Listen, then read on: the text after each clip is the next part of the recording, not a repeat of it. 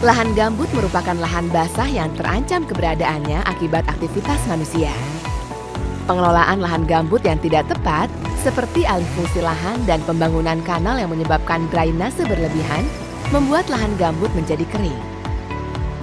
Lahan ini tersebar hampir di setiap negara Asia Tenggara, dengan total luas lahan gambut terbesar berada di Indonesia dan diikuti oleh Malaysia. Lahan gambut yang dikeringkan akan lebih mudah terbakar, sehingga penting untuk menjaga tingkat kebasahan lahan gambut. Pada kondisi alami, hilangnya air terjadi akibat adanya proses evaporasi dan transpirasi. Hilangnya vegetasi pada ekosistem gambut akan menyebabkan meningkatnya laju aliran permukaan yang menyebabkan erosi sehingga merusak lahan gambut. Selain itu, pembuatan kanal pada ekosistem gambut akan memicu laju pengeringan pada lahan gambut. Pengeringan yang terjadi pada lahan gambut menyebabkan kerusakan ekosistem gambut. Pembasahan lahan gambut dapat dilakukan melalui penambatan dengan melakukan penyekatan kanal atau penimbunan kanal. Penambatan tersebut berfungsi untuk menahan aliran air permukaan keluar dari kanal, sehingga lahan gambut di sekitarnya terjaga kebasahannya. Secara umum, tahapan kegiatan pembasahan lahan gambut melalui penyekatan kanal dibagi menjadi 4 tahapan, yakni prakonstruksi, konstruksi, pasca konstruksi, dan pemantauan.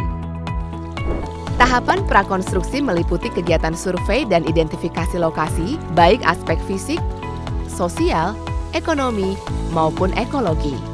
Juga penentuan tipe sekat yang sesuai dengan kondisi di lapangan.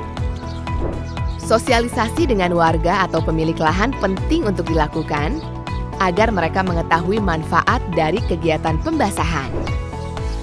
Status kepemilikan kanal harus diidentifikasi secara jelas untuk memudahkan proses perizinan sehingga tidak terjadi konflik di masa depan.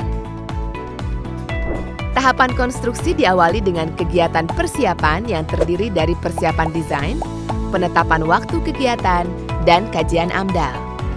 Setelah kegiatan persiapan selesai, kemudian dilakukan mobilisasi alat dan bahan ke lokasi penyekatan kanal yang dilanjutkan dengan kegiatan pembuatan sekat kanal. Tentunya, metode konstruksi menyesuaikan dengan kondisi di lapangan.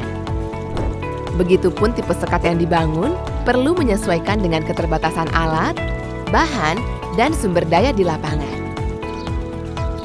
Pembangunan sekat kanal dapat dibagi menjadi 3 segmen atau bagian, yaitu bagian badan utama, peluap, dan bagian sayap. Pada umumnya, sekat kanal dibuat dengan spillway untuk jalur transportasi yang berdampak pada pembasahan yang tidak optimal.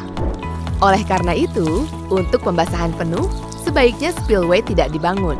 Meskipun pada banyak kasus, sekat kanal dibangun dengan spillway.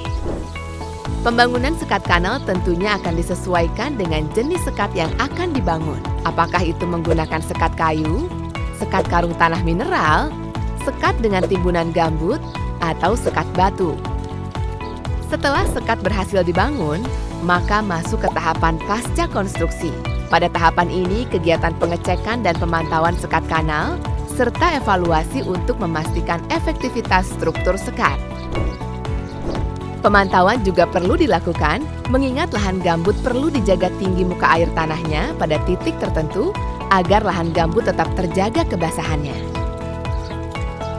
Selain itu, penting untuk dilakukan pemantauan secara berkala agar kegiatan pembasahan ini selalu terpantau sepanjang tahun. Hal ini dapat mengurangi dampak negatif yang terjadi akibat lahan gambut yang kering. Adapun hal utama yang penting untuk dipantau adalah tinggi muka air tanah. Semoga pengetahuan ini bermanfaat. Jangan lewatkan video kami yang lainnya, dan mari kita jaga ekosistem gambut di sekitar kita tetap basah.